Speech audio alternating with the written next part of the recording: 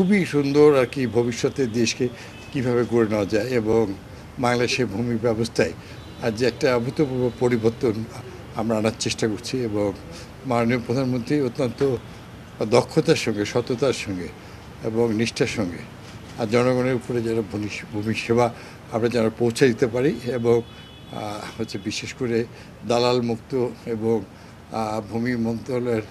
যে উইংগুলি বিভাগীয় commissioner DC এবং ইউনো এবং সব কিছুতেই সেগুলোকে আমরা আরও ইজি ভূমি সেবার মধ্য দিয়ে আমরা সুন্দর করে আনার চেষ্টা করছি। আমরা তো সবে 2 মাস আজকে 9 দিন 10 দিন সরকারের বয়স। আমরা আশা করছি যে আমরা খুবই অল্প সময়ের মধ্যে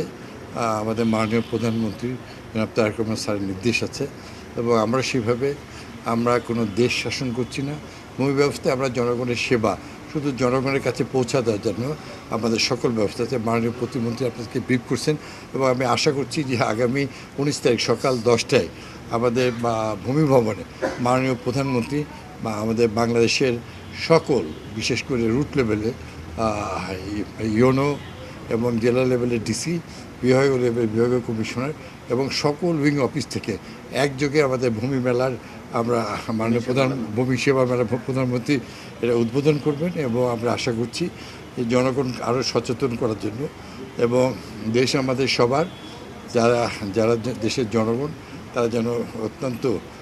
নির্ভেজাল মুক্ত একটা ভূমি সেবা তারা যেন পায়, দালাল খপ্পরদের হাত থেকে যেন তারা রক্ষা পায় এবং আমাদের আইন শৃঙ্খলা এবং আইন অনুযায়ী যে ব্যবস্থা নেওয়া এটা আমরা নিচ্ছি। আমরা আশা করছি যে 19 তারিখ সকাল 10টার পর ভূমি সেবা মেলার মধ্যে দিয়ে বাংলাদেশে একটি দিগন্তের একটা উন্মোচন হবে। দেশের খাস জমিটা বাংলাদেশের সরকারের সম্পত্তি, এটা আমাদের অবশ্যই দেখভালে আমরা নির্দেশনা দিয়েছি। যারা অতীতে গত 17 বছর ফ্যাসিস্ট আমলে এই ধরনের ইয়েগুলি খুব বেশি হয়েছে এবং আমরা সব কিছুই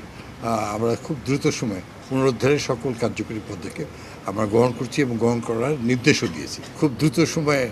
আমরা এগুলো সব আইন মন্ত্রণালয়ে আমরা পাঠাচ্ছি এবং ভবিষ্যতে যা কিছু আসবে আমরা যেটা আইনের বিষয় আইন মন্ত্রণালয় দেখবে